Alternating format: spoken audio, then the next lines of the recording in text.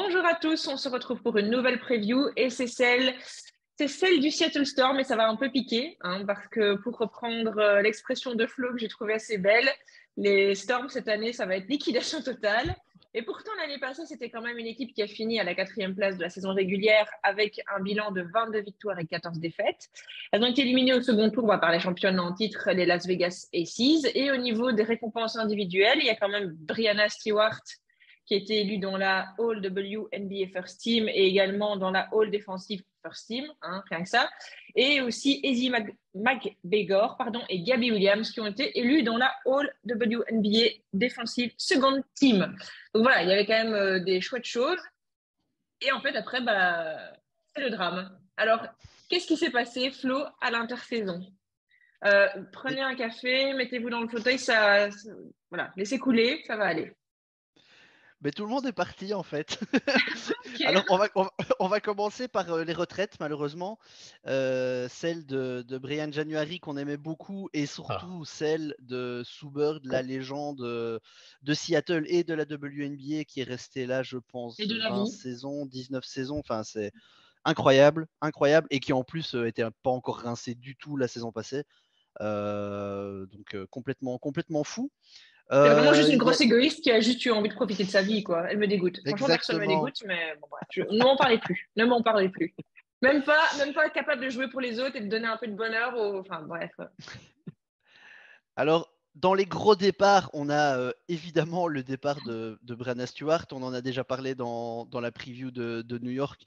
Mais là, c'est exactement pareil. Brianna Stewart, qui était la grosse tête de Seattle, qui est partie. Donc ça laisse un grand trou. Et à côté de ça, finalement, tous les autres départs deviennent presque anecdotiques, même si quand on les additionne, ça commence à faire mal. Gabby Williams, Stephanie Talbot, c'était des joueuses qui avaient quand même une certaine importance.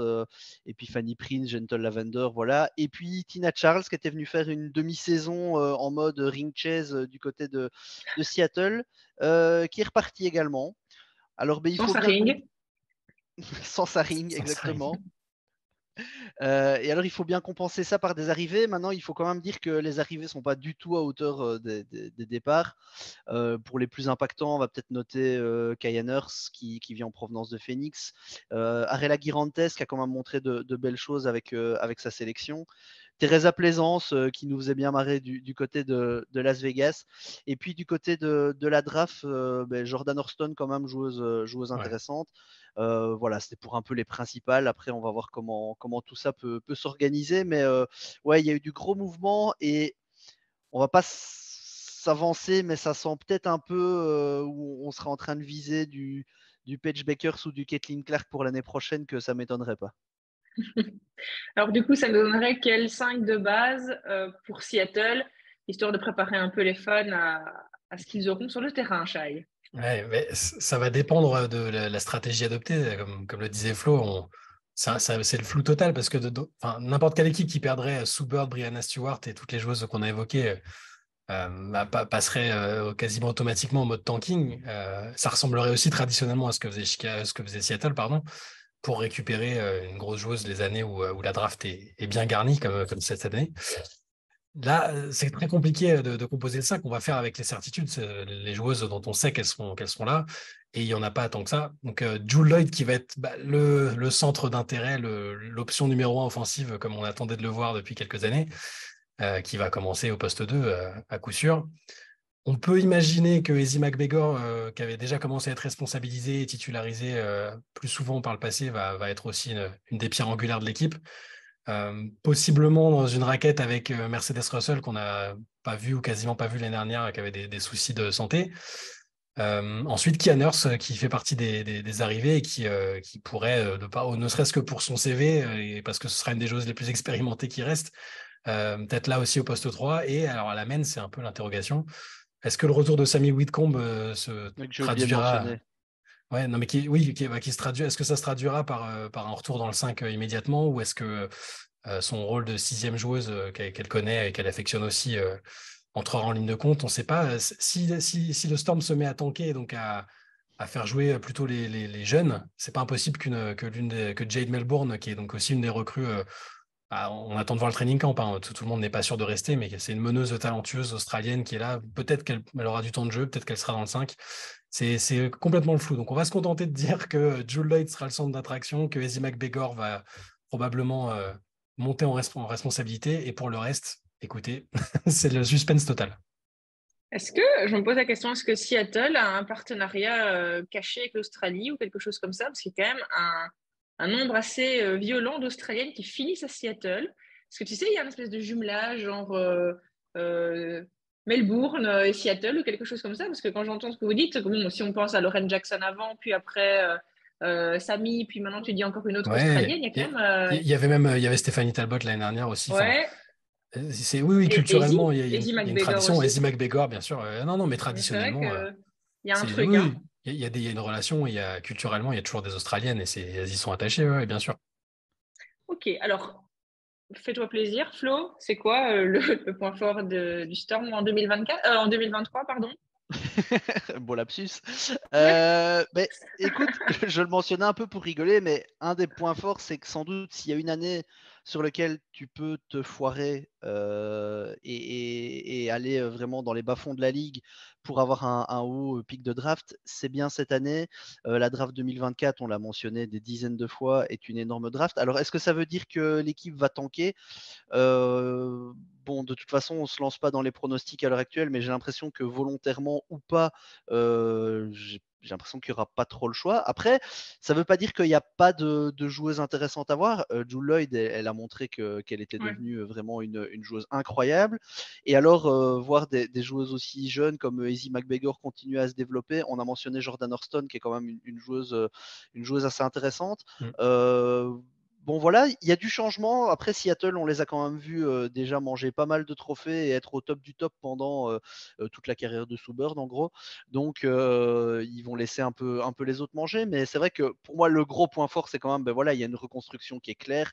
On se pose pas de questions, on commence pas à tirer pendant longtemps, essayer d'être en milieu de tableau. Voilà, la grande star elle part. On appuie sur le bouton rouge, on recommence. On se souvient que la dernière fois que Seattle a fait ça, en 2 ans, ils ont drafté Joe Lloyd et Brianna Stewart et ils ont été rechercher 2 titres. Ce sera peut-être le cas d'ailleurs, on peut dire que c'est sur les deux prochaines drafts. Les deux prochaines drafts sont de très grande qualité. Et il y a aussi la possibilité que des joueuses comme Paige Bakers et Caitlin Clark prolongent leur éligibilité d'1 an. C'est pas inimaginable. Donc c'est peut-être que Seattle, voilà, on va prévenir les fans, c'est peut-être sur 2 ans qu'il faudrait être patient et ne pas s'attendre à trop tout de suite, quoi. Voilà. Et ne vous plaignez pas, il y a des gens qui supportent Indiana, donc hein. Alors, Shai, justement le point faible de Seattle cette saison, Ah bah oui, c'est c'est la Seattle. qualité. Bah, non, mais c'est la qualité de l'effectif, le fait qu'on sache pas exactement quelles joueuses vont avoir du temps de jeu ou non. Enfin, forcément quand tu perds Suber, Brianna Stewart et les autres joueuses qu'on a mentionnées, tu perds en talent tout court. Enfin, c'est là le star power, il est réduit à Joe Lloyd. Et le reste de l'effectif, c'est très jeune et c'est pas encore confirmé, ou alors c'est sur la pente descendante. Presque, alors c'est pas forcément une critique, hein, c'est plutôt un questionnement. J'attends de voir aussi ce que va donner Noel Quinn pour sa deuxième saison, Mm. parce que je sais que sur la première, ça n'a pas été du tout ridicule, hein. On parlait de Vanessa Nigard à Phoenix, où là c'était très très compliqué, elle n'a pas du tout réussi à imposer sa patte. C'est plus là des interrogations. Il y a quelques insiders de Seattle qui ont peut-être un peu reproché de l'attentisme l'année dernière et de ne pas encore avoir assez imposé sa patte, mais ça va être à surveiller. Je ne dis pas que c'est un point faible, elle sera peut-être très à l'aise avec un effectif comme ça, mais c'est à surveiller. Sinon, évidemment, voilà, la qualité de l'effectif comparé à celui de l'année dernière, c'est sans commune mesure. Et la joueuse à suivre, Flo, pour toi? Ben, je vais dire un peu la seule star de l'effectif, Jewel Lloyd, qui maintenant est, est clairement la patronne de l'effectif. On a répété assez souvent que Jewel Lloyd, c'était une joueuse qui pouvait être la franchise player de n'importe quelle équipe si elle n'avait pas été dans l'équipe de Brianna Stewart. Mais entre guillemets, là, cette année-ci, elle l'est. Il n'y a absolument personne qui peut lui contester ce statut. Et même si on regarde plus loin que ça, au-delà de même des résultats collectifs et juste de regarder dans l'effectif qui va pouvoir mettre des paniers à part elle, qui a vraiment un profil offensif, il y a un potentiel dans lequel elle va avoir juste tous les ballons. Pour faire un petit parallèle, si vous vous rappelez de Kobe Bryant en 2006, dans une équipe qui collectivement était compliquée et qui lui-même mettait des valises de points.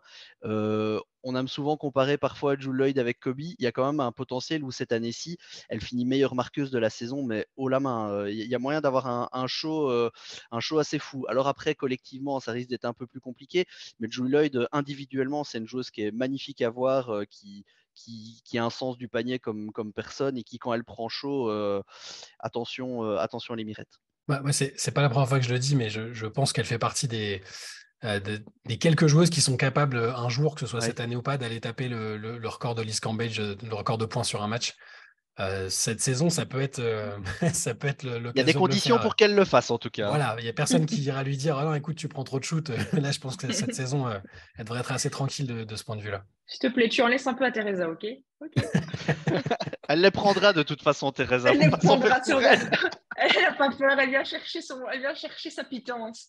Eh bien, merci beaucoup les garçons. Et on se retrouve demain pour une nouvelle preview. Et là, on arrive carrément dans le podium de la saison régulière. À demain.